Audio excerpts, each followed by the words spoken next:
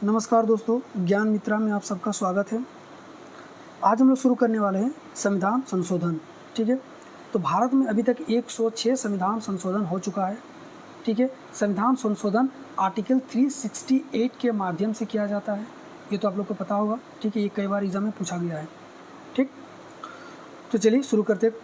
पहला क्वेश्चन है कि भारत में पहला संविधान संशोधन कब हुआ था। देखिए, एसएससी में ये पूछा गया क्वेश्चन है। इससे पहले जानते हैं कि हम लोग का संविधान लागू कब हुआ था। तो 26 जनवरी 1950 को हमारा संविधान लागू हुआ और जस्ट इसके एक साल बाद ही यानी कि 1951 में, इसका आंसर हो जाएगा बी, 1951 में ही पहला संविधान संशोधन करना पड़ा। ठीक है, पहला संविधान संशोधन मुख्य रूप से किस विषय से संबंधित था। तो ये था अभिव्यक्ति की स्वतंत्रता पर प्रतिबंध से। ठीक है, अभिव्यक्ति की स्वतंत्रता में प्रतिबंध लगाया गया था। क्यों? क्योंकि देखिए, हम लोग को फंडामेंटल राइट में आर्टिकल 19 के ए में कहा गया है कि अभिव्यक्ति की स्वतंत्रता के बारे में बताया गया है। इसका मतलब ये है कि अभिव्यक्ति पूरी तरह से स्वतंत्र है, यानी कि आप उस समय की बात बता रहे हैं, आप उस समय पूरा स्वतंत्र थे कि आप कुछ भी कर सकते थे। ठीक है, इसका मतलब तो यही ना बता रहा है कि 19 का ए में बताया गया कि अभिव्यक्ति स्वतंत्र है। ठीक है, तो इसी को रोका गया, मतलब कुछ प्रतिबंध लगाया गया पहला संविधान संशोधन में। ठीक है, क्यों लगाया गया था, देखिए आगे चलते हैं, आगे बताते हैं। पहला संविधान संशोधन किसकी प्रतिक्रिया स्वरूप लाया गया था। ठीक है, ये था न्यायिक निर्णयों के द्वारा। हुआ क्या था, न्यायिक निर्णय जो दिया गया था, इसके पीछे रीजन था, क्या था कि Romesh Thapar versus Maharashtra, state of Maharashtra 1950 और Brijbhushan versus state of Delhi 1950, ये दोनों पत्रकार थे और ये कुछ भी लिख देते थे। ठीक है, सरकार के खिलाफ कुछ भी लिख दिया, मतलब इस पर कोई रिस्ट्रिक्शन नहीं था। 19 के ए में तो यही कहा गया है। ठीक है, फंडामेंटल राइट है हमारा। तो इसी के लिए जवाहरलाल नेहरू सरकार ने इन दोनों पे रिस्ट्रिक्शन लगा दिया, प्रतिबंध लगा दिया दोनों। अब ये दोनों चला गया कोर्ट। अब कोर्ट ने फैसला इन लोग के पक्ष में सुना दिया। क्यों? क्योंकि इनके पास था फंडामेंटल राइट 19 का ए। ठीक है, अब सुना दिया गया, तब सरकार के पास कोई भी ऐसा रूल नहीं है कि ये संविधान को अपने से चेंज कर सके। संविधान को चेंज करने का रूल सिर्फ, मतलब पावर सिर्फ और सिर्फ संसद के पास है। तो संसद में नियम लाया गया और फिर 19 का 2 के तहत इसको चेंज किया गया। ठीक है, और फिर इन लोग पे कार्रवाई, प्रतिबंध लगाया गया। अगला क्वेश्चन है, प्रथम संविधान संशोधन अधिनियम 1951 के द्वारा भारतीय संविधान में कौन सी नई अनुसूची जोड़ी गई थी। तो इसका आंसर हो जाएगा 9वीं अनुसूची जोड़ी गई थी। याद रखिएगा, पहला जो 8 के बाद 9वां अनुसूची पहला संविधान संशोधन में जो जुड़ा था। ठीक है, नेक्स्ट क्वेश्चन है 5वां नंबर का, प्रथम संशोधन अधिनियम के माध्यम से संविधान के किस अनुच्छेद में यथोचित प्रतिबंध यानी कि रीजनेबल रेस्ट्रिक्शन शब्द जोड़ा गया। तो 19 का आर्टिकल 19 का 2, यहाँ पे या छूटा हुआ 2, 19 का 2 कर लीजिएगा। ठीक है, इसका आंसर हो जाएगा। अगला क्वेश्चन है, निम्न में से कौन सा कानून पहला संविधान संशोधन अधिनियम पारित करने के तुरंत बाद 9वीं अनुसूची में जोड़ा गया था। ठीक है, तो इसका आंसर हो जाएगा जमींदारी उन्मूलन अधिनियम। इसका पहला नंबर का सही हो जाएगा। राज्य द्वारा पारित जमींदारी उन्मूलन कानून को 9वीं अनुसूची में रखा गया ताकि न्यायपालिका उन्हें रद्द ना कर सके। 7वां नंबर क्वेश्चन है, निम्नलिखित में से कौन सा संशोधन भूमि सुधार को न्यायिक समीक्षा से बचाने हेतु लाया गया था। अभी हमने बताया पहला संविधान संशोधन था इसका आंसर। ठीक है, 8वां नंबर क्वेश्चन है, पहला संविधान संशोधन किस प्रधानमंत्री के कार्यकाल में, अभी बताया जवाहरलाल नेहरू, और राष्ट्रपति थे डॉक्टर राजेंद्र प्रसाद। पहला संविधान संशोधन अधिनियम संसद के किस सत्र में पारित किया गया था। ठीक है, तो इसका आंसर हो जाएगा पहला यानी कि प्रथम सत्र में इसको पारित किया गया था। नेक्स्ट है, पहला संविधान संशोधन किस अनुच्छेद की आलोचना का उत्तर था जिसमें कहा गया था कि अभिव्यक्ति की स्वतंत्रता 19 का 1, याद रखिए, स्वतंत्रता पर कोई प्रतिबंध नहीं लगाया जा सकता। इसी का प्रतिबंध लगाया गया और 19 का 2 लाया गया, ठीक है, जो अभी हम लोग ऊपर में पढ़ चुके हैं। 19 का ए में कहा गया था कि कोई प्रतिबंध नहीं लगाया जा सकता है। अगला क्वेश्चन है किस अनुच्छेद के द्वितीय संविधान संशोधन, अच्छा ये दूसरा संविधान संशोधन में आ गए हम लोग, ठीक है, तो किस अनुच्छेद में द्वितीय संविधान संशोधन 1952 ने संशोधन किया गया था? तो इसका आंसर हो जाएगा आर्टिकल 81 का ए का बी में, ठीक है, इसका बी नंबर का सही हो जाएगा। नेक्स्ट क्वेश्चन है भारत में दूसरे संविधान संशोधन अधिनियम 1952 का मुख्य उद्देश्य क्या था? ठीक है, मुख्य उद्देश्य क्या था? तो देखिए इसमें क्या गया था कि संसदीय क्षेत्र निर्धारण में लचीलापन प्रदान करना। हुआ क्या था कि ये रूल था उस वक्त कि जब 7.5 लाख जनसंख्या पर ही एक लोकसभा सदस्य को चुना जाना था, ठीक है, एक मिनट देखिए यहाँ पे क्या गया कि 1952 का दूसरा संविधान संशोधन अनुच्छेद 18 का ए का बी में संशोधित करके प्रति 7.5 लाख जनसंख्या पर एक लोकसभा सदस्य की न्यूनतम शर्त को समाप्त करना था, ठीक है। इसका उद्देश्य था कि जनसंख्या के आधार पर संसदीय क्षेत्र सीमाएं अधिक लचीला और व्यवहारिक बनाई जाए। अगर मान लेते हैं, इसका कहने का मतलब था कि 7.5 जहाँ जनसंख्या नहीं है वहाँ क्या लोकसभा सदस्य नहीं चुना जाएगा, तो इसी को इसमें संशोधन किया गया, ठीक है। चलिए अगला है second amendment. Second amendment bill Lok Sabha में कब पारित किया गया था? ठीक है, ये इस तरह का जो क्वेश्चन है ये बहुत ही इंपॉर्टेंट हो जाता है क्योंकि ये डायरेक्टली मतलब मैक्सिमम जो स्टूडेंट है वो नहीं कर पाते हैं, ठीक है। तो इसका जो आंसर हो जाएगा 18 जून 1952 को इसको पेश किया गया था, ठीक है। सेकेंड अमेंडमेंट बिल को लोकसभा में कहाँ पे किया गया था? लोकसभा में किया गया था, ठीक। चलिए अगला क्वेश्चन है सेकेंड कॉन्स्टिट्यूशनल अमेंडमेंट एक्ट को राष्ट्रपति द्वारा कब, अच्छा देखिए जब भी राष्ट्रपति मंजूरी दे दिया उसके बाद से वो बिल पास हो जाता है, ठीक है। कई कई केस में ऐसा देखा गया कि लोकसभा में जो ही बिल पास किया था उसी को रखा गया था, ठीक है, उसके पीछे रीज़न था कुछ, ठीक है, इसलिए। लेकिन मैक्सिमम केसेस में जो राष्ट्रपति कर दिया उसके बाद ही ये बिल पास हो जाता है, ठीक है। अगला क्वेश्चन है सेकेंड कॉन्स्टिट्यूशनल अमेंडमेंट एक्ट को राष्ट्रपति द्वारा कब मंजूरी दिया गया? तो इसको दिया गया था 1 मई 1953 को, यानी कि आपका जो आंसर है वो सी हो जाएगा, ठीक है। 1 मई 1953 को राष्ट्रपति राजेंद्र प्रसाद ने 1 मई 1953 को इस संशोधन को मंजूरी दी और उसी दिन यह लागू हुआ, ठीक है। और इसको प्रकाशित किया गया था 2 मई 1953 को, ठीक। चलिए अगला क्वेश्चन है सेकेंड अमेंडमेंट के बाद लोकसभा सदस्यों की संख्या की अधिकतम सीमा क्या थी? तो वही बना रहा था 500 जो था, ठीक है। आर्टिकल 18 का 1 का ए में पहले से निर्धारित अधिकतम 500 कार्य सदस्यों की सीमा बनी रही, ठीक है, इसमें ये बताया गया था। चलिए अब आते हैं हम लोग तीसरा संविधान संशोधन, ठीक है। तृतीय संविधान संशोधन 1954 कब लाया गया था? 1954 में। का मुख्य उद्देश्य क्या था? तो इसका मुख्य उद्देश्य क्या था? तो देखिए कुछ आवश्यक वस्तुएं जैसे केंद्र और राज्यों के बीच व्यापार अधिकार को विस्तार देना था, ठीक है।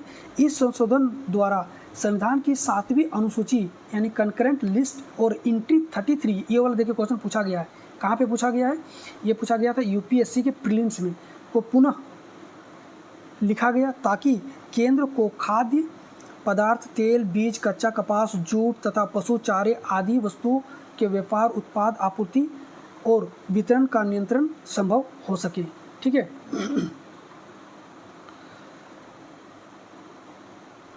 नेक्स्ट क्वेश्चन है तीसरा संविधान संशोधन अधिनियम 1954 में किस अनुसूची की एंट्री को संशोधित किया गया? अभी मैंने बताया कि ये क्वेश्चन पूछा गया था, ठीक है।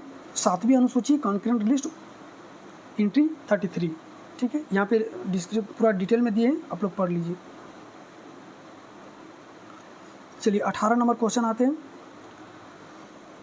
तीसरा संशोधन अधिनियम कब राष्ट्रपति के द्वारा स्वीकृति मिली? ठीक है, ये क्वेश्चन है, आप लोग को बताना है। तो इसको जो स्वीकृति मिली थी वो 22 फरवरी 1955 को राष्ट्रपति के द्वारा स्वीकृति दिया गया था। लोकसभा ने संशोधन बिल 23 सितंबर 1954 में पारित हुआ था। इसके बाद राजेंद्र प्रसाद ने 22 फरवरी 1955 को इसको स्वीकृति दे दी। चलिए 19वां नंबर देखते हैं।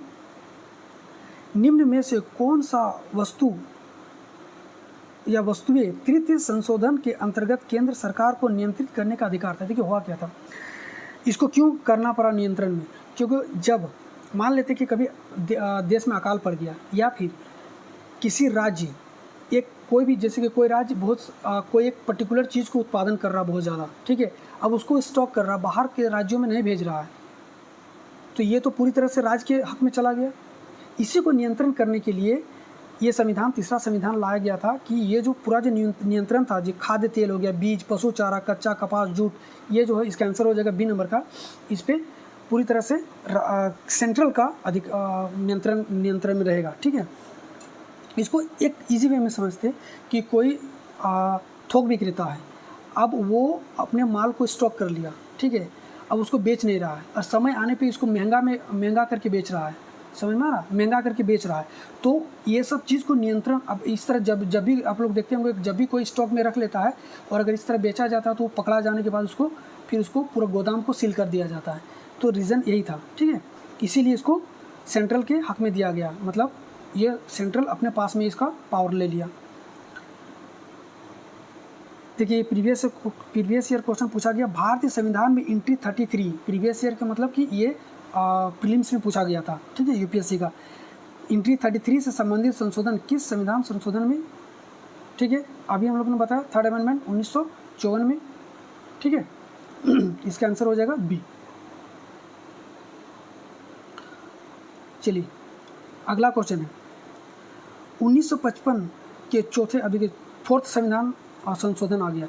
1955 के चौथे संविधान संशोधन अधिनियम द्वारा भारतीय संविधान में कौन सी अनुच्छेद में संशोधन किया गया, ठीक है, कौन सा अनुच्छेद में संशोधन किया गया था? तो इसका था 31 का ए और 305 तथा 9वीं अनुसूची में ये संशोधन किया गया था। देखिए ये सब बहुत इंपॉर्टेंट क्वेश्चन, इसको कर लीजिएगा, ठीक है।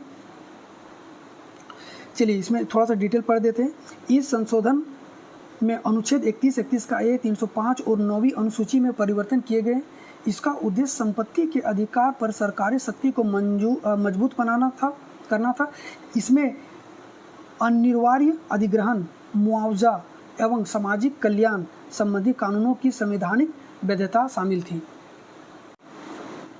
अगला क्वेश्चन है, निम्न में से कौन सा कथन चौथे संविधान संशोधन अधिनियम के बारे में सही है, ठीक है। तो देखिए चौथा संविधान संशोधन में मेनली हुआ क्या था,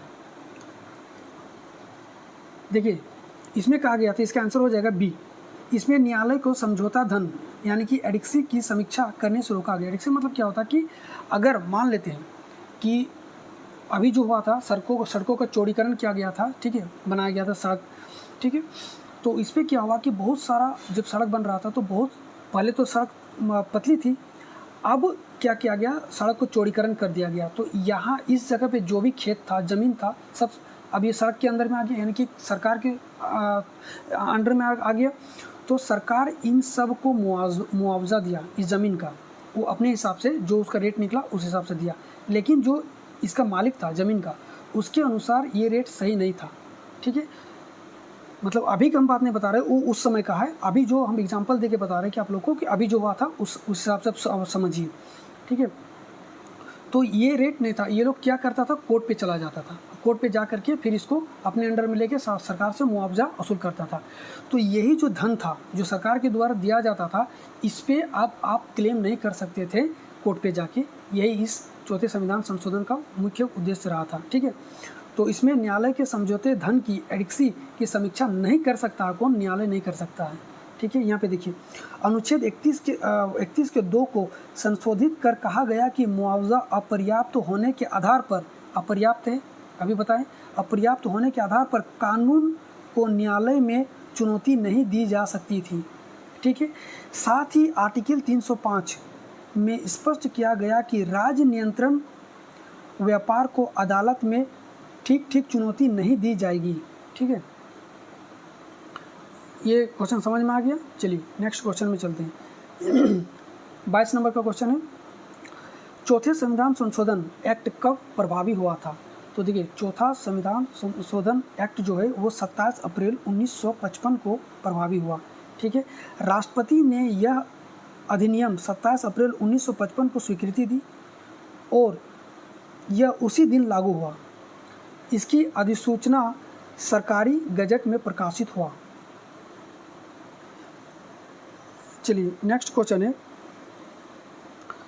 चौथा संशोधन अधिनियम मुख्यतः किस क्षेत्र से संबंधित था? ठीक है, तो देखिए चौथा संशोधन जो था वो मुख्यतः भूमि सुधार से संबंधित था। इस तरह 1 नंबर में देखिए भूमि सुधार से ये संबंधित है। ठीक है, इसका आंसर हो जाएगा 1 नंबर का।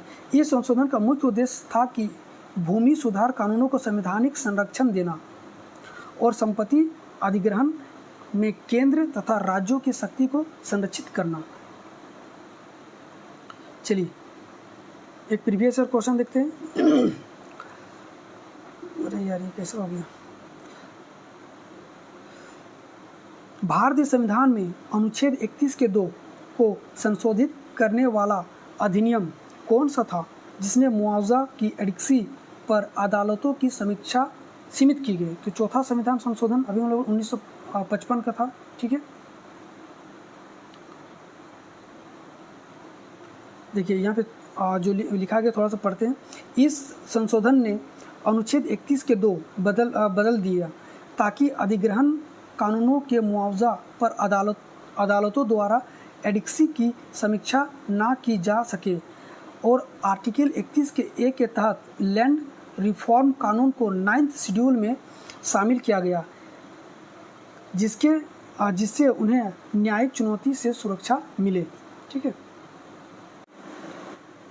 चलिए अगला क्वेश्चन देखते हैं और ये 5वां संविधान संशोधन है। ठीक है, तो 1955 में 5वें संविधान संशोधन अधिनियम द्वारा संविधान के कौन से अनुच्छेद में संशोधित किया गया था?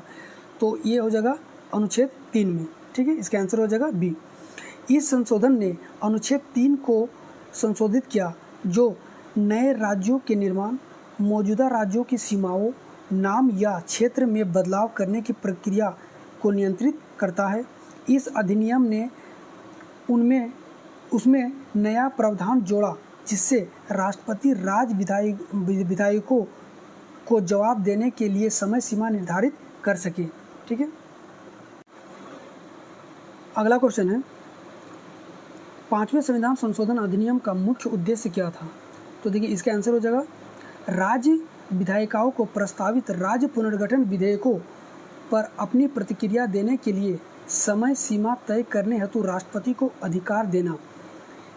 5वें संविधान संशोधन ये कहता है कि जब कोई नया राज्य का गठन होता है या फिर उसको सीमा में चेंज किया जाता है, नाम बदला जाता है या फिर क्षेत्र परिवर्तन के संबंधित जो प्रस्ताव राज्य के विधायिकाओं को भेजा जाता है राष्ट्रपति के द्वारा, क्योंकि देखिए कोई भी जब राज्य बनता है या फिर उसके सीमा में परिवर्तन किया जाता है ये सारा पावर राष्ट्रपति के पास होता है। ठीक है, तो राष्ट्रपति जब उस संबंध में प्रस्ताव राज्य के विधायिकाओं को भेजा जाता है तो एक लिमिटेड टाइम पीरियड दिया जाता है कि इतना दिन के अंदर आपको जवाब देना है, यानी कि राष्ट्रपति को जवाब देना है राज्य विधायिकाओं के द्वारा। ठीक है, अगर वो जवाब नहीं दिया तो इसको हाँ मान लिया जाएगा और वो फिर उसी से लागू हो जाता है। ठीक है, यही इसमें बताया गया है। ठीक है, 5वां संविधान संशोधन इसी पे आधारित है। 5वां संविधान संशोधन अधिनियम संसद में कब पारित हुआ था? ठीक है, तो 5वां जो संविधान संशोधन है वो संसद में कब पारित हुआ था आपको ये बताना था। ठीक है, तो संसद में जो पारित हुआ था यहाँ पे पूरा क्लियर नहीं किया है। 5वां संविधान संशोधन अधिनियम संसद में कब पारित हुआ था, अच्छा कब पारित हो गया था। ठीक है, संसद में यानी कि राष्ट्रपति के द्वारा कब मुहर लग गया था, तो इसका आंसर हो जाएगा अच्छा संसद में कब पारित हुआ और कब लागू हुआ, माफ़ कीजिएगा यहाँ पे कब लागू हुआ भी है। तो संसद में दिसंबर 1955 को पारित हुआ था और लागू हो गया था 1956 को, यानी कि राष्ट्रपति के द्वारा मुहर लग गया था 1956 को। अगला क्वेश्चन है 5वें संशोधन अधिनियम ने संविधान के किस भाग को स्पष्ट रूप से स्थगित किया? ठीक है, स्पष्ट रूप से स्थगित कर दिया था। इसका आंसर हो जाएगा फंडामेंटल राइट राज्य, इसका आंसर हो जाएगा बी। देखिए राज्य पुनर्गठन से जुड़े बिलों की संसद में पेशी, ठीक है, इसका आंसर हो जाएगा बी नंबर का। संशोधन ने यह सुनिश्चित किया कि राष्ट्रपति द्वारा निर्देशित समय सीमा समाप्त होने से पहले कोई राज्य जो भी बताए वही यहाँ पे पूरा लिखा हुआ है, ठीक है, आप लोग पढ़ लीजिएगा। देखिए एक फिर से प्रीवियस ईयर क्वेश्चन है जिसको वीवीआई करके बता रहे हैं आप लोग को। संविधान ने अनुच्छेद 3 के अंतर्गत राज्यों के नाम, सीमाओं या नामांकन में परिवर्तन को नियंत्रित करने वाले प्रावधान को संशोधित करने वाला अधिनियम कौन सा था, ठीक है, ये आपको बताना था। तो अभी हम लोग किस अधिनियम के बारे में पढ़ रहे हैं? 5th अमेंडमेंट एक्ट 1955, जिसमें राष्ट्रपति को पावर दिया गया है ये सब, किसी राज्य को बनाना, किसी राज्य का नाम चेंज करना, सीमा में परिवर्तित करने का पावर इसी में दिया गया है, ठीक है, राष्ट्रपति को। चलिए अब आते हैं हम लोग छठा संविधान संशोधन। छठवें संविधान संशोधन अधिनियम 1956, ये लागू कब हुआ? तो 1956 का मुख्य उद्देश्य क्या है, ठीक है। चलिए तो इसका आंसर क्या हो जाएगा? मुख्य 1956 का मुख्य उद्देश्य क्या था ना, तो इसका आंसर हो जाएगा अंतर्राज्य बिक्री और क्रय का कराधान यानी कि टैक्सेशन को केंद्र की विशेष शक्ति देना। देखिए जो भी टैक्स लिया जाता है वो केंद्र के द्वारा लिया जाता है, तो यही शक्ति प्रदान किया था 1956 में उसको, ठीक है। अगला क्वेश्चन है, इस संशोधन से भारतीय संविधान के निम्न में से किस अनुच्छेद में परिवर्तन किया गया? यानी कि छठवें संशोधन से अनुच्छेद 269, अनुच्छेद 286 और 7वां अनुसूची में परिवर्तन किया गया, ठीक है। यहाँ पे देख लीजिएगा कुछ इंपॉर्टेंट फैक्ट हम लिख दिए हैं, इसको पढ़ लीजिएगा, ठीक है। चलिए अब आते हैं तीसरा नंबर क्वेश्चन। छठवें संविधान संशोधन अधिनियम संसद में कब पारित हुआ और कब राष्ट्रपति ने स्वीकृति दी? संसद में कब पारित हुआ और राष्ट्रपति ने कब स्वीकृति दी? तो लोकसभा में 1 मई 1901, ए नंबर का इसका हो जाएगा आंसर। लोकसभा में 1 मई 1956 को, राज्यसभा में 31 मई 1956 को और राष्ट्रपति के द्वारा 11 सितंबर 1956 को, ठीक है। अगला क्वेश्चन है एंट्री 92 का ए। देखिए पूछा गया क्वेश्चन है, ठीक है, पीसीएस में इसको पूछा गया है। एंट्री 92 के ए में कौन सी वस्तुएं शामिल थी? ऐसी वस्तुएं जिनकी अंतर्राज्य बिक्री महत्वपूर्ण मानी गई न्यूज़पेपर को छोड़कर, ठीक है, इसका आंसर हो जाएगा सी। चलिए ये भी पूछा गया क्वेश्चन है, कौन सा संविधान संशोधन अधिनियम अनुच्छेद 269 जो अभी पढ़े और अनुच्छेद 286 में परिवर्तन करके अंतर्राज्य बिक्री का, अभी हम लोग पढ़े, कौन सा था? 6th amendment act 1956।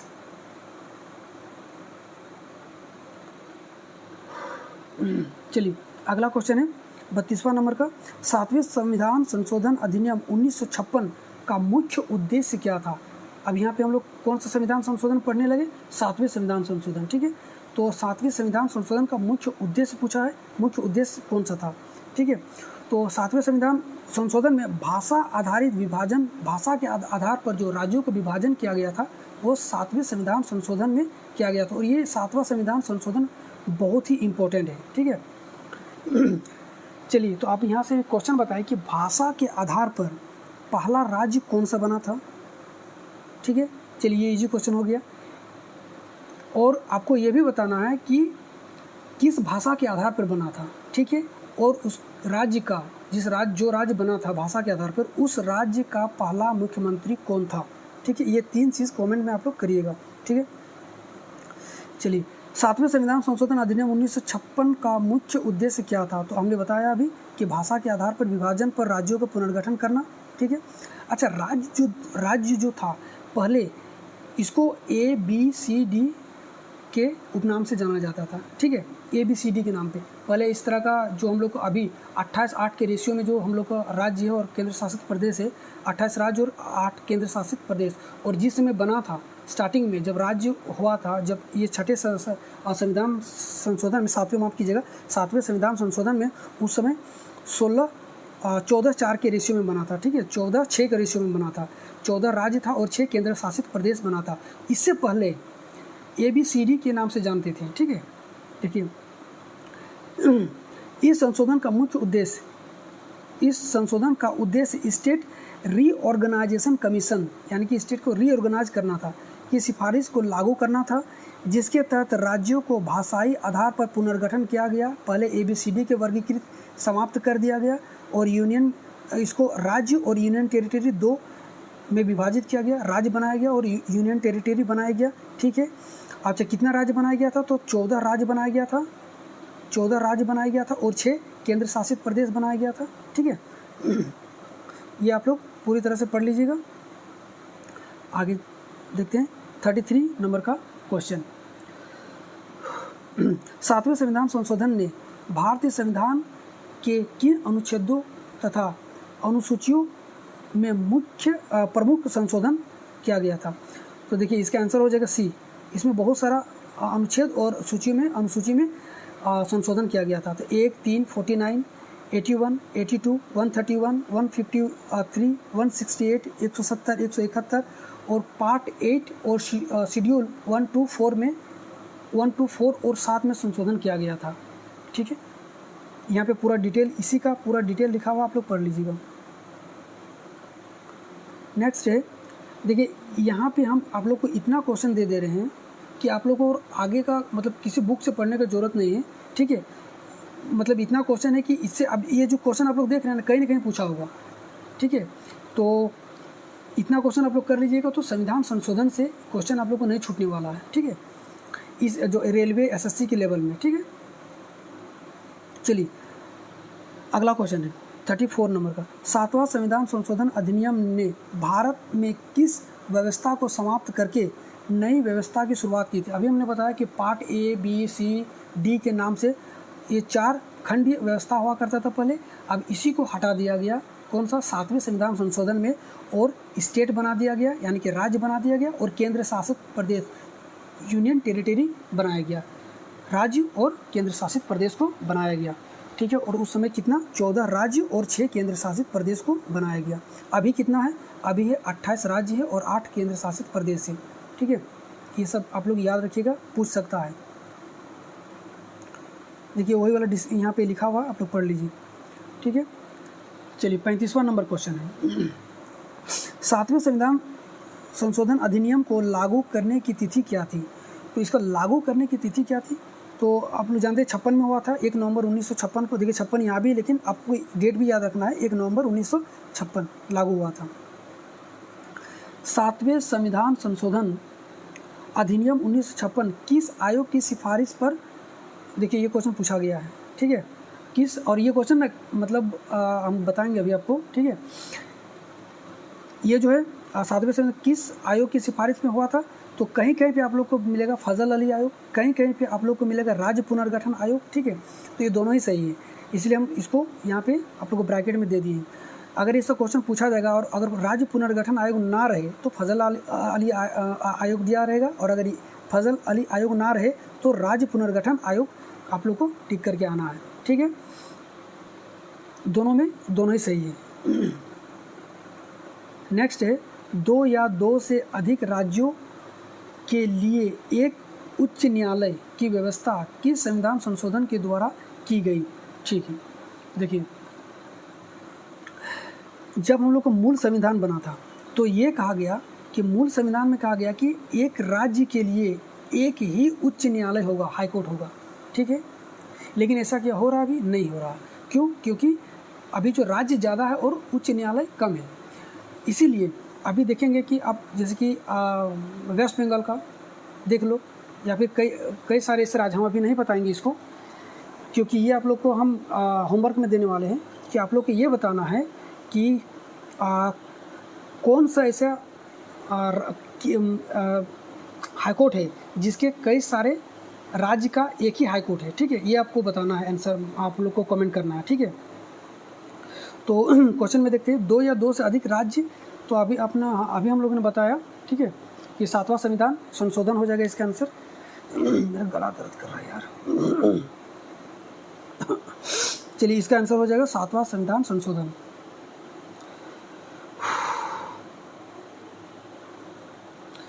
चलिए नेक्स्ट क्वेश्चन है 38 नंबर का क्वेश्चन है, भारत के 8वें संविधान संशोधन अधिनियम 1960 का मुख्य उद्देश्य क्या था?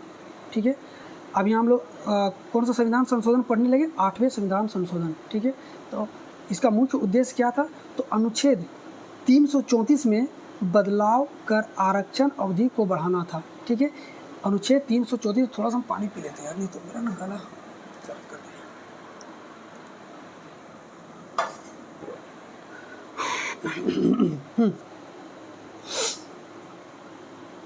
ठीक है, तो इसमें तो अनुच्छेद 334 में बदलाव कर आरक्षण अवधि को बढ़ाना था। ठीक है, इसका 8वां संविधान संशोधन का क्या गया था इसमें? देखिए, संविधान के अनुच्छेद 334 में संशोधन कर अनुसूचित जातियों, अनुसूचित जनजातियों और एंग्लो इंडियंस को लोकसभा और राज्य विधानसभा में आरक्षण की अवधि को 1960 से यानी कि 10 वर्ष बढ़ा दिया गया था। 1960 से 1970 तक किया गया। हुआ क्या था? देखिए, 8वां संविधान संशोधन जो था, इसमें किया गया कि जो SC ST है और जो एंग्लो इंडियंस, अभी तो एंग्लो इंडियंस को हटा दिया गया है, लेकिन SC और ST का अभी भी आरक्षण कहाँ पे? लोकसभा में और राज्य विधानसभा में अभी भी है। पहले कितना था? 10 वर्ष के लिए बढ़ाया गया था, 1950 से 1960। ठीक है, 1950 से 10 वर्ष के लिए 1960 तक बढ़ाया गया था। फिर अब की बार क्या किया कि अब इसी को 20 साल कर दिया। 20 साल करने का मतलब है कि यहीं से काउंट होगा। अब 20 साल कर दिया, यानी कि अब 1950 से 1970 तक कर दिया। ठीक है, तो अभी ये 20 साल कर दिया, यही वाला इसमें बताया गया है। ठीक है, 1960 से 1970। 8वें संविधान संशोधन द्वारा अनुच्छेद 334 में 10 ईयर की जगह अब क्या 20 ईयर, 20 साल जोड़ दिया गया। इसका आंसर हो जाएगा 20 ईयर। अगला क्वेश्चन है 34वां नंबर, यहाँ 340 लिखा गया है। ये एक 8वें संविधान संशोधन अधिनियम को संसद और राष्ट्रपति द्वारा कब स्वीकार किया गया और लागू किया गया? ठीक है, इसका आंसर हो जाएगा 1 नंबर का, लोकसभा में 1 दिसंबर 1959 को, राज्यसभा में 7 सितंबर 1959 को और राष्ट्रपति 5 जनवरी 1960 को। और इसी दिन जब राष्ट्रपति मोहर लगा देता, उसी समय से ये लागू हो जाता, यानी कि 5 जनवरी 1960 से ही ये लागू हो गया था। ठीक है, चलिए एक 40वां नंबर, 8वें संविधान संशोधन से संबंधित आरक्षण की अवधि 1970 के बाद भी बढ़ाई गई। अभी तक बढ़ता आ रहा है और अभी जो आरक्षण दिया गया है वो 2030 तक का दिया गया है। ठीक है, 2030 तक आरक्षण अभी रहेगा SC ST का। ठीक है, आरक्षण की अवधि 1970 के बाद भी बढ़ाई गई। इस क्रम में कौन सा अन्य संशोधन द्वारा आगे अवधि को वृद्धि की गई? ठीक है, तो आप देखिए ये 10-10 साल के बाद बढ़ता गया, 10 साल के में बढ़ाता गया। ठीक है, तो इसका कौन सा हो जाएगा? 3rd अमेंडमेंट हुआ था, 45वां था, 62वां था, 79वां था, 95वां और 104वां अमेंडमेंट ये बढ़ाया गया। ठीक है, इसका आंसर हो जाएगा B नंबर का। चलिए एक VVI क्वेश्चन है, देखिए जो पूछा गया है ना उसको VVI, और ये VVI कहाँ पे पूछा गया? ये PCS में या फिर UPSC में पूछा गया, इसीलिए हम इसको VVI किए हैं। ठीक है, क्योंकि अब जो पैटर्न चेंज हुआ है पूछने का, अब उधर ही से उठा के दे रहा है। ठीक है, ये जो क्वेश्चन पढ़ रहे हैं आप लोग, SSC में पूछा गया है, NTPC में, हम उसको VVI नहीं किए, VVI किए जो PCS में पूछा गया या फिर UPSC में पूछा गया उसको। ठीक है, तो चलिए, भारतीय संविधान के अनुच्छेद 334 में SC ST, इसको UPSC में पूछा गया था। ठीक है, प्रीलिम्स में SC ST और एंग्लो इंडियन समुदाय के लिए आरक्षण की अवधि 1970 तक बढ़ाने वाले संविधान संशोधन कौन सा था? अभी हम लोग पढ़ रहे हैं। ठीक है,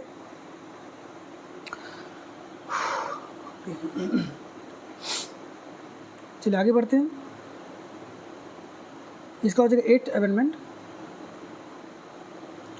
अब आ जाते हैं 9वें संविधान संशोधन अधिनियम 1960। ठीक है, इसका मुख्य उद्देश्य क्या था आपको ये बताना है। ठीक है, तो देखिए इसको जानने से पहले अब ये हुआ क्यों था?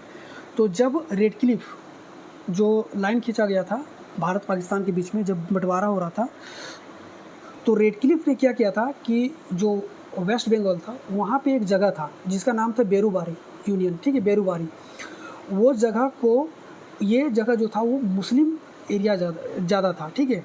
और इसको जब लाइन खींचा गया तो इसको भारत में रखा गया और लाइन खींचा गया, ठीक है।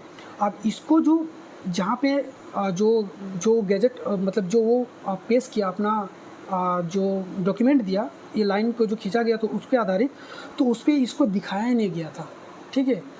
तो अब पाकिस्तान कहने लगा कि ये जो क्षेत्र है ये मेरा है, क्योंकि यहाँ पे मुस्लिम बहुल एरिया है, ठीक है। भारत कह रहा कि नहीं ये मेरा एरिया में पड़ रहा है। अब इसी पे विवाद हुआ, ठीक है। और फाइनली इसको जो है ना, जवाहरलाल नेहरू सरकार, एक नेहरू और नूर एग्रीमेंट हुआ था उस वक्त 1958 से लेकर 1960 के बीच में।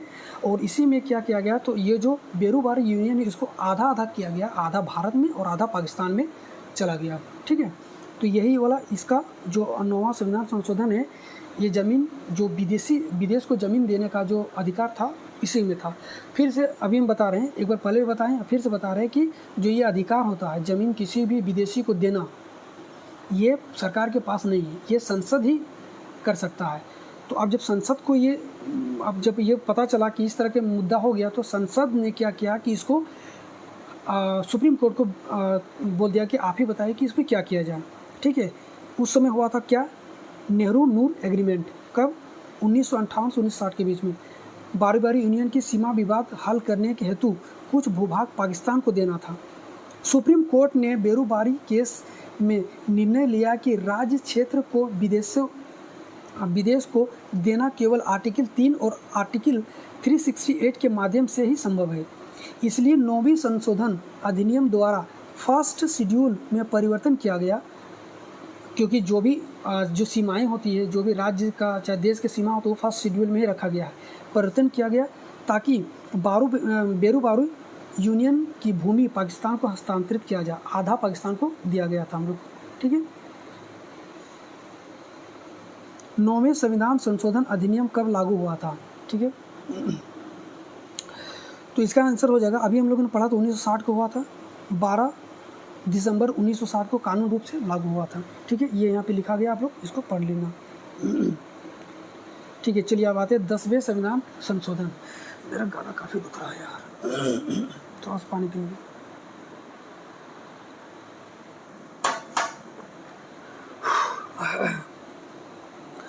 चलिए 10वां संविधान संशोधन अधिनियम 1961, ठीक है। विषय क्या था और विवरण क्या था। संशोधित अनुच्छेद और अनुसूची, तो इसमें कौन सा अनुच्छेद में संशोधन किया गया था, तो आर्टिकल 240 का 1 में किया गया था। और अनुसूची शेड्यूल कौन सा था, फर्स्ट शेड्यूल में किया गया था, ठीक है। मुख्य उद्देश्य इसका क्या था, तो दादर एवं नागर हवेली को राज्य संघ यानी कि यूनियन टेरिटरी बनाना था, ठीक है, जो पुर्तगाली से हम लोगों ने लिए थे। प्रभावित तिथि क्या था, ये प्रभाव कब से आया था, 11 अगस्त 1961 से, ठीक है। परिनियोजन क्या था, राष्ट्रपति को शासन नियम जारी करने की शक्ति प्रदान करना, ठीक है। चलिए अब इसका क्वेश्चन पढ़ते हैं। ये अगर आप लोग पढ़ लिए बढ़िया से, ठीक है, ये अगर आप लोग अच्छा से कर लिए तो ये क्वेश्चन आराम से इजी से बन जाएगा। देखिए कैसे। 44वां नंबर क्वेश्चन है, 10वें संविधान संशोधन 1961 का मुख्य उद्देश्य क्या था, ठीक है। दादर और नागर हवेली को संघ राज्य यूनियन टेरिटरी में रूप में शामिल करना था।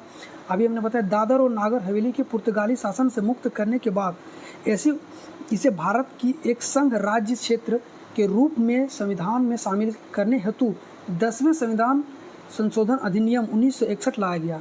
इस संशोधन के माध्यम से संविधान में फर्स्ट शेड्यूल और आर्टिकल 240 के 1 में संशोधन किया गया ताकि राष्ट्रपति को उस क्षेत्र के लिए शासन नियम बनाने की अधिकारिता प्राप्त हो सके, ठीक है। क्योंकि देखिए यूनियन टेरिटरी किसके अंडर में आता है, जो भी तो राष्ट्रपति शासन होता है वहाँ पे। जब ये दादर और नागर हवेली भी हुआ तभी उसको यूनियन टेरिटरी बनाया गया था, ठीक है। तो ये पूरी तरह से राष्ट्रपति के अंडर में चला गया। चलिए 45वां नंबर देखते हैं क्वेश्चन, ठीक है। किस अनुच्छेद और अनुसूची में संशोधन करके दादर और नागर हवेली देखिए अभी हम लोग ऊपर में पढ़े किस अनुच्छेद 240 का 1 और फर्स्ट शेड्यूल में किया गया था, ठीक है, 240 का 1 में और फर्स्ट शेड्यूल में, ठीक। चलिए 10वां संविधान संशोधन अधिनियम कब प्रभावी हुआ, ठीक है, कब प्रभावी हुआ? अभी हम लोग बोले 11 अगस्त 1961 को प्रभावी हुआ था। कहाँ है? 11 अगस्त 1961 को प्रभावी हुआ था। देखिए ये जो है ना, ये लिखा हुआ, ये आप लोग पढ़ते रहिए, ये लोग आप लोग पढ़ते चलिएगा, ठीक है। यहाँ भी बहुत सारा हम फैक्ट लिखे हुए हैं जो कि आप लोग को एग्जाम पॉइंट ऑफ व्यू से बहुत इंपॉर्टेंट है। चलिए फिर से ये पीसीएस के द्वारा पूछा गया क्वेश्चन है, भारत में दादर और नागर हवेली को संविधान में 7वां संघ राज्य क्षेत्र यानी कि यूनियन टेरिटरी, ठीक है, बनाने वाला संविधान संशोधन कौन सा था? अभी हम लोग बताया कि जब 14:6 का रेशियो था, अब ये 7वां बन गया। कौन? दादर और नागर हवेली। कौन सा था? तो अभी हम लोग ने पढ़ा कौन सा था, 10वां था। चलिए अब 11वां संविधान संशोधन पढ़ते हैं। 11वें संविधान संशोधन अधिनियम 1961। देखिए जब हम पीडीएफ बनाए थे ना तो ये अच्छा से था यार, अभी ये जो था ना ये एक ही पेज में बनाए थे, अभी ऊपर नीचे हो गया है और ये 2 बार हुआ, दोनों बार हम किए, दोनों बार हुआ है, ठीक है। पता नहीं ये किस कारण से हो रहा है, हमको नहीं पता। 11वें संविधान संशोधन अधिनियम 1961। चलिए इसका विषय और विवरण देखते हैं। विषय क्या था? संशोधन क्रमांक 11वां संविधान संशोधन अधिनियम 1961। मुख्य उद्देश्य क्या था? राष्ट्रपति चुनाव प्रक्रिया में सुधार करना था। संशोधित अनुच्छेद क्या था? जो राष्ट्रपति का होता 54 और 71। प्रभावी तिथि क्या था? 19 दिसंबर 1961 का। और प्रमुख प्रावधान क्या था? निर्वाचक मंडल की स्पष्ट परिभाषा, संसद को चुनाव से दूसरे कानून बनाने का अधिकार, ठीक है। ये अगर आप लोग पढ़ लेंगे अच्छा से तो आगे आप लोग को ईजी से सारा क्वेश्चन बन जाएगा, ठीक है। चलिए तो 11वां संविधान संशोधन में हम लोग आ गए हैं। 11वें संविधान संशोधन 1961 को पारित किया गया था, ठीक है, यहाँ पे लिखा हुआ है।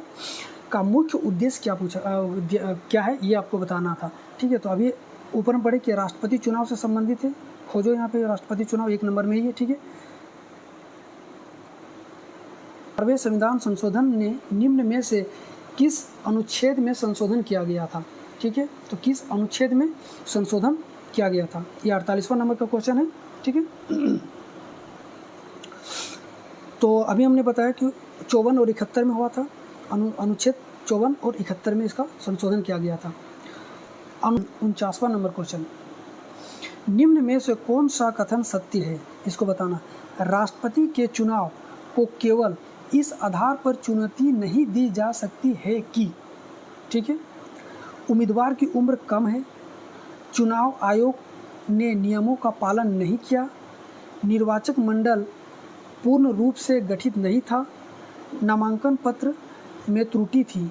तो हमने अभी बताया कि चाहे निर्वाचक मंडल पूर्ण रूप से गठित हो या ना हो, लोकसभा भंग है, कोई दिक्कत नहीं है, राज्य विधानसभाओं का चुनाव हुआ है, कोई दिक्कत नहीं है, उस पर सीट खाली है, उससे भी कोई दिक्कत नहीं है, फिर भी राष्ट्रपति का चुनाव होगा, ठीक है। ये वही चीज़ यहाँ पे पूरा लिखा गया है, आप लोग एक बार पढ़ लीजिएगा, मेरा गला अभी दर्द कर रहा है, नहीं तो पूरा पढ़ देते हैं। चलिए 12वां संविधान संशोधन अधिनियम 1962, ठीक है। विषय विवरण देख लेते हैं इसका। संशोधन क्रम 12वां संविधान संशोधन अधिनियम 1961 में लाया गया था, लागू किया गया था 20 दिसंबर 1961 को। मुख्य उद्देश्य क्या था? अब देखिए मुख्य उद्देश्य, गोवा, दमन और दीव को भारत में शामिल किया गया, ठीक है। प्रभावी भाग कौन सा? पहली अनुसूची। पृष्ठभूमि क्या था? पुर्तगाल से सैन्य अधिग्रहण के बाद वैधानिक एकीकरण, ठीक है। चलिए अब क्वेश्चन देखते हैं।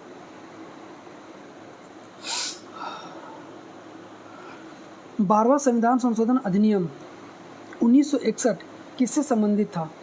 ये आपको बताना है, ठीक है। तो अभी हमने बताया कि पुर्तगालियों से अधिग्रहण किए गए क्षेत्रों को भारत में शामिल करना। चलिए अब हम लोग देखते हैं 13वां संविधान संशोधन अधिनियम 1962। संशोधन क्रमांक, इसमें किसमें संशोधन किया गया था? तो 13वां संविधान संशोधन अधिनियम 1962, ठीक है। लागू तिथि कौन सा था? 1 दिसंबर 1963। मुख्य उद्देश्य क्या था? नागालैंड को एक अलग राज्य का दर्जा देना। नया अनुच्छेद जोड़ा गया, अनुच्छेद 371 का ए, विशेष प्रावधान, नागालैंड के धार्मिक, सामाजिक, कस्टमरी कानून और प्रक्रियाओं में संसद हस्तक्षेप नहीं कर सकती जब तक कि राज्य विधानमंडल स्वीकृति ना दे, ठीक है। 13वें संविधान संशोधन अधिनियम 1962 का मुख्य उद्देश्य क्या था?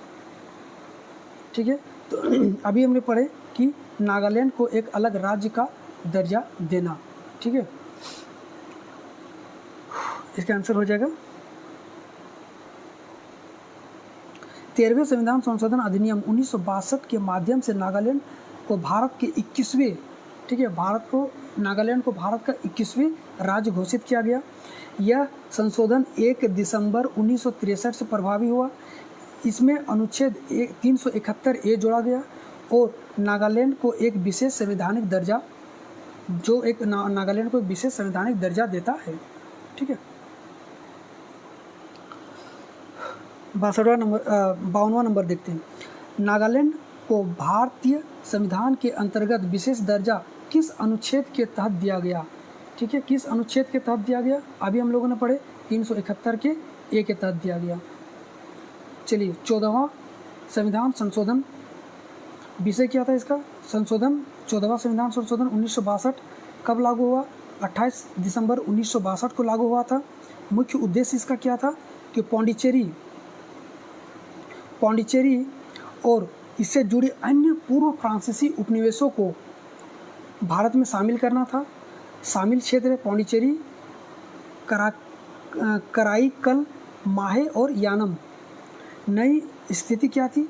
केंद्र शासित प्रदेश पुडुचेरी, और अब इसको पुडुचेरी के नाम से जाना जाता है, उसमें पौंडीचेरी था, ठीक है। संविधान की संशोधित अनुसूचियाँ क्या थी? पहली और चौथी अनुसूची, ठीक है। चलिए 53वां नंबर क्वेश्चन देखते हैं हम लोग। 14वां संविधान संशोधन अधिनियम 1962 का मुख्य उद्देश्य क्या था? ठीक है, अभी हम लोगों ने जाना पौंडीचेरी को भारत में सम्मिलित करना। नेक्स्ट है 54वां नंबर क्वेश्चन, पौंडीचेरी को भारत का केंद्र शासित प्रदेश किस संविधान संशोधन द्वारा बनाया गया था? तो ये था 14वां संविधान संशोधन, ठीक है। 55 नंबर का क्वेश्चन, निम्नलिखित में से कौन सा क्षेत्र फ्रांस के अधीन है? तो ये इसका हो जाएगा पौंडीचेरी, ठीक है। देख लीजिए वही वाला क्वेश्चन लिखा गया है पौंडीचेरी इसका। जल्दी जल्दी करते, मेरा गला काफ़ी दर्द हो रहा है। 15वां संविधान संशोधन अधिनियम 1963, विषय क्या था? संशोधन क्रमांक 15वां संविधान संशोधन अधिनियम 1963, इसको लागू कब किया गया था? 8 अक्टूबर 1963 को। इस पर क्या किया गया? उच्च न्यायालय, देखिए ये जो था ना, जो उच्च न्यायालय और जो हाई कोर्ट और जो सुप्रीम कोर्ट था, उसके जो जजेस थे उसके आयु को बढ़ाना था, 60 से 62 वर्ष करना था।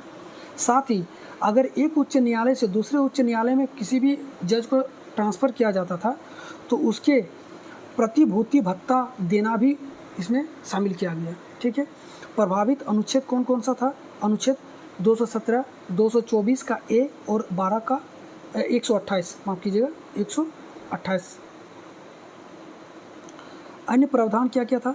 सेवानिवृत्त, यानी कि जो रिटायर हो जाते हैं जजों को अस्थायी रूप से पुनः नियुक्त करने की अनुमति भी था, ठीक है। इसमें अब जो जज जो रिटायर कर गए उसको फिर से उस जज को लाया जा सकता था, ठीक है।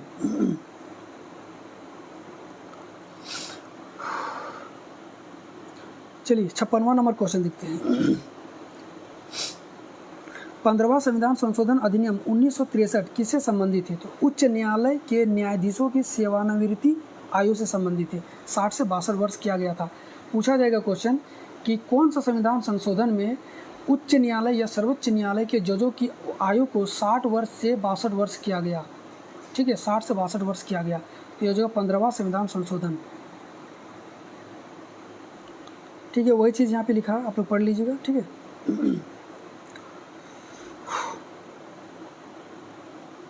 57 नंबर का क्वेश्चन देखते हैं। निम्नलिखित में से कौन सा संशोधन न्यायाधीशों की सेवा शर्तों में परिवर्तन से संबंधित था? ठीक है, इसका हो जाएगा 15वां संविधान, जो सेवा के जो न्यायाधीशों के सेवा शर्तों से संबंधित था। कौन सा? 15वां। चलिए 16वां संविधान संशोधन देखते हैं। संशोधन क्रमांक 16वां संविधान संशोधन अधिनियम 1963। लागू तिथि कब था? 5 अक्टूबर 1963। मुख्य उद्देश्य क्या था? भारत की एकता, अखंडता और संप्रभुता की रक्षा सुनिश्चित करना। प्रभावी अनुच्छेद क्या था?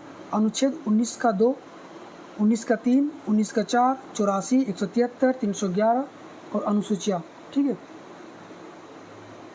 इस पर एक चीज़ जोड़ा गया, शपथ पत्र जोड़ा गया था, जिसमें कहा जो शपथ लेने से पहले जो मंत्री है, राष्ट्रपति है, कोई भी जो मंत्री या राष्ट्रपति शपथ लेते हैं, उससे पहले ये कहा जाता है ना कि मैं भारत की संप्रभुता और अखंडता को अक्षुण्ण रखने की शपथ लेता हूँ या लेती हूँ। ये जोड़ा जाता है लाइन, ये इसी संविधान संशोधन में जोड़ा गया था। ठीक है,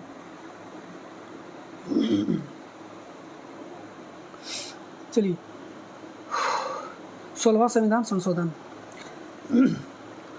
अधिनियम 1963 का मुख्य उद्देश्य क्या था? ठीक है, ये पूछा गया मुख्य उद्देश्य क्या था, तो देश की एकता और अखंडता की रक्षा हेतु उपाय करना। ये यहाँ पे लिखा हुआ, आप लोग पढ़ लेना। ठीक है, नेक्स्ट है भारत की संप्रभुता और अखंडता की रक्षा हेतु शपथ लेने का प्रावधान किस संविधान संशोधन में जोड़ा गया? अभी बताएं, 16वां संविधान संशोधन। ठीक है, नेक्स्ट है 17वां संविधान संशोधन अधिनियम 1964। लागू कब हुआ था? 20 जून 1964 को। संपत्ति के अधिकार को सीमित करना, भूमि सुधार को न्यायिक समीक्षा से बाहर रखना। ठीक है, प्रभावी अनुच्छेद कौन कौन सा था? तो इसमें 31 का ए और 31 का बी मुख्य इंपॉर्टेंट है, ये दोनों। ठीक है, जोड़ा गया 9वीं अनुसूची में भी संशोधन किया गया और इसमें 44 और अधिनियम शामिल किया गया। ठीक है, 9वीं अनुसूची में 44 और अधिनियम को शामिल किया गया। ठीक है, महत्व क्या है इसका? भूमि सुधार की प्रक्रिया को संवैधानिक संरक्षण प्रदान किया गया। 17वें संविधान संशोधन द्वारा 17वें संविधान संशोधन द्वारा संविधान की किस अनुसूची में भूमि सुधार से संबंधित राज्य कानूनों को शामिल किया गया? ठीक है, तो इसका हो जाएगा 9वीं अनुसूची में। अभी हमने 9वीं अनुसूची में संशोधन किया गया था। 17वां संविधान संशोधन अधिनियम 1964 का मुख्य उद्देश्य क्या था? ठीक है, तो इसका मुख्य उद्देश्य था कि संपत्ति के अधिकार, ठीक है, संपत्ति के अधिकार को और सीमित करना। ठीक है, राइट टू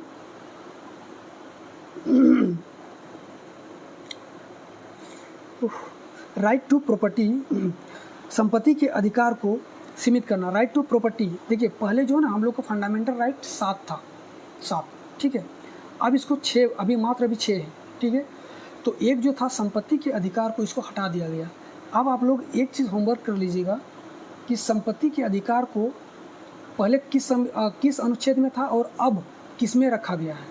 ठीक है, कब हटाया गया आपको ये बताना है। ठीक है, यहाँ पे पूरा डिटेल दिया गया है, आप लोग इसको पढ़ लीजिए। ठीक है, अभी मेरे पास पढ़ने की इतना पावर नहीं है कि हम इसको पढ़े, मेरा गला बहुत दर्द हो रहा है। चलिए 62वां नंबर, स्टेट की परिभाषा को विस्तृत करने के लिए किस संविधान संशोधन अधिनियम को लाया गया था?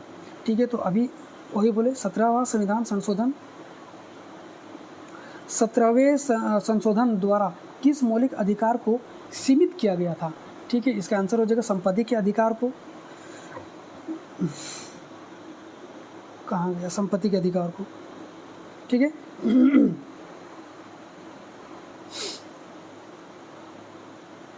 किस संविधान संशोधन के माध्यम से केरल और मद्रास राज्यों द्वारा पारित भूमि सुधार अधिनियमों को न्यायिक समीक्षा से संरक्षण प्रदान किया गया, ठीक है। तो ये हो जाएगा 17वां संविधान संशोधन, आंसर बी हो जाएगा। इसको आप लोग पढ़ लीजिएगा, ठीक है, पॉज करके इसको एक बार पढ़ लीजिएगा अच्छा से। नेक्स्ट है सज्जन सिंह बनाम राजस्थान राज्य 1965, ठीक है, के निर्णय में सर्वोच्च न्यायालय ने किस संविधान संशोधन को वैध ठहराया था? 17वां संविधान संशोधन हो जाएगा इसका आंसर, ठीक है। गोलकनाथ, देखिए ये सब क्वेश्चन पूछा जाता है, सज्जन सिंह, गोलकनाथ, ये जो जितना है ना ये सब पूछा गया है एसएससी में, ठीक है। गोलकनाथ बनाम पंजाब राज्य 1967 मामला किससे संबंधित था? किससे संबंधित था? तो ये मौलिक अधिकारों में संशोधन की संसद की शक्ति से, ठीक है।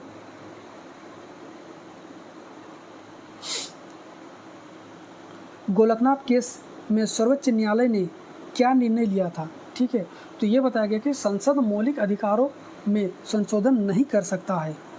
संसद मौलिक अधिकारों में संशोधन नहीं कर सकता है, ये इसका सी नंबर का हो जाएगा आंसर। ये देखिए, इसको आप लोग पढ़ लीजिएगा, ठीक है। ये गोलकनाथ का जो क्या था केस, ये पूरा डिटेल यहाँ पे बताया गया है, ठीक है। चलिए 18वां संविधान संशोधन, ये लागू कब किस वर्ष किया गया था? 1966 को। और किस अनुच्छेद में परिवर्तन किया गया था? अनुच्छेद 3 में। इसका मुख्य उद्देश्य क्या था? राज्य की परिभाषा में केंद्र शासित प्रदेश को शामिल करना। राज्य की परिभाषा में केंद्र शासित प्रदेश को शामिल करना था, ठीक है।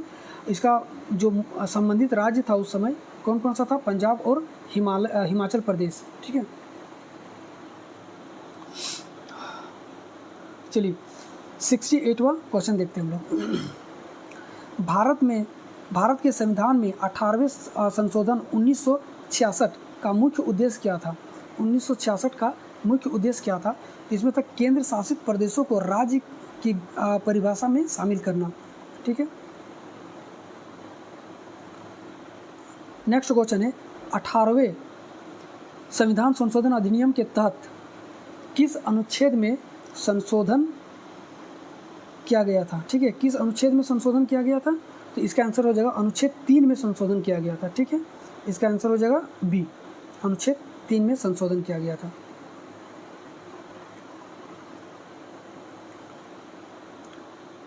सत्तर नंबर का क्वेश्चन है 18वां संविधान संशोधन विशेष रूप से किन राज्यों केंद्र शासित प्रदेश अभिन्न बचा? पंजाब और हिमाचल प्रदेश, ठीक है। 71वें नंबर का क्वेश्चन है संविधान में केंद्र शासित प्रदेशों को राज्य की श्रेणी में शामिल करने की शक्ति संसद को किस संशोधन के द्वारा प्राप्त हुआ? तो 18वां संविधान संशोधन हो जाएगा, इसी नंबर के इसका आंसर हो जाएगा, ठीक है। 19वां संविधान संशोधन अधिनियम 1966 क्या था? 19वां संविधान संशोधन अधिनियम 1966 में इसको लागू किया गया था वर्ष 1966 को। और इसमें जो चेंज किया गया, परिवर्तन किया गया, अनुच्छेद 226 में परिवर्तन किया गया था, ठीक है। मुख्य उद्देश्य इसका क्या था? चुनावी याचिकाओं की सुनवाई को केवल उच्च न्यायालय तक सीमित करना। देखिए होता क्या था ना कि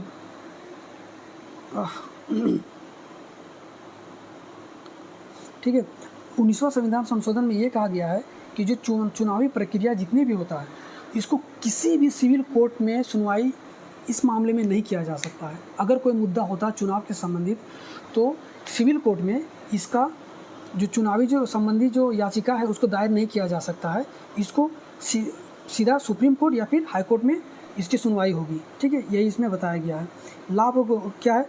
चुनाव विवादों की त्वरित और एकरूपता से सुनवाई।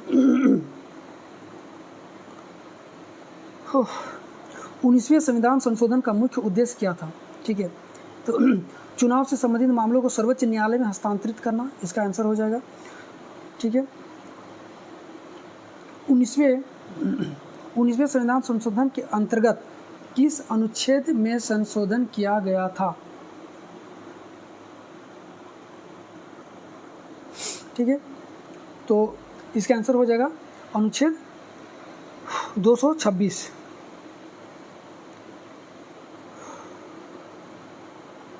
ठीक है, अनुच्छेद 226 इसका आंसर हो जाएगा। अगला क्वेश्चन है 19वें संविधान संशोधन का सीधा संबंध किससे है? तो सीधा संबंध किससे? न्याय की नियुक्ति की प्रक्रिया से, नहीं चुनावी याचिकाओं से। ठीक है, ये चलिए आज का लास्ट देखते हैं, 20वां संविधान संशोधन अधिनियम 1966। ठीक है, ये लागू हुआ था 1966 में। ठीक है, जोड़ा गया अनुच्छेद क्या था? 233 का ए जोड़ा गया। ठीक है, मुख्य उद्देश्य क्या था? न्यायाधीशों की पूर्व नियुक्ति को वैधता प्रदान करना। हुआ क्या था ना कि जब उस समय जो जज बना था वो उस समय के क्राइटेरिया के हिसाब से बना था। अब जो इन जजों को जब देखा गया तो इस समय के अनुसार उसका जो वैधता है वो सही नहीं था। मतलब वो जो जिस तरह से वो लोग जॉब में गया था वो सही नहीं पाया गया। ठीक है, इसको जो अवैध पाया गया था उसी जजों के जो नियुक्ति को वैध ठहराने के लिए ही अनुच्छेद 333A को जोड़ा गया था। ठीक है, ये पूरी तरह से न्यायपालिका से संबंधित है। ठीक है, यह संशोधन चंद्र मोहन बनाम उत्तर प्रदेश राज्य के मामले में उच्चतम न्यायालय के उस निर्णय के कारण आवश्यक हुआ जिसमें उच्चतम न्यायालय ने उत्तर प्रदेश राज्य के में जिन न्यायाधीशों की कतिपय नियुक्ति को निरस्त कर दिया था। ठीक है, जब उस क्राइटेरिया में मिलेगा ही नहीं तो नियुक्ति उसका मतलब अघोषित कर दिया था। ठीक है, उदाहरण के तौर पर यदि किसी सत्र न्यायाधीश यानी कि सेशनल जज की नियुक्ति उस समय के नियम के का पूर्ण पालन किए बिना ही की गई थी तो उसकी नियुक्ति को न्यायिक नियुक्ति से बचाने के लिए यह संशोधन किया गया था। ठीक है, 20वें संविधान संशोधन का मुख्य उद्देश्य क्या था?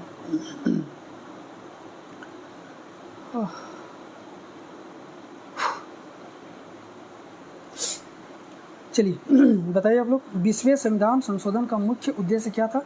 इसका आंसर हो जाएगा कुछ न्यायाधीशों की नियुक्ति को वैध ठहराना। ठीक है, 20वां संविधान संशोधन किस वर्ष पारित किया गया था? 1966 को। ठीक है, 20वें संविधान संशोधन के तहत किस अनुच्छेद को जोड़ा गया था? तो इसमें जोड़ा गया तो 233 के ए को। ठीक है, ये सारा वहाँ पे डिटेल लिखा हुआ है। ठीक है, आप लोग देख लीजिएगा गाइस। तो ये लास्ट था आज का। आज थोड़ा सा हमको तकलीफ था इसलिए थोड़ा जल्दी कर दिए। नेक्स्ट हम लोग इसका दूसरा पार्ट लेके आते हैं। ठीक है, वीडियो देखने के लिए थैंक यू। वीडियो अच्छा लगा तो प्लीज़ चैनल को सब्सक्राइब कीजिएगा, वीडियो को लाइक कर दीजिएगा। तब तक के लिए जय हिंद, जय भारत।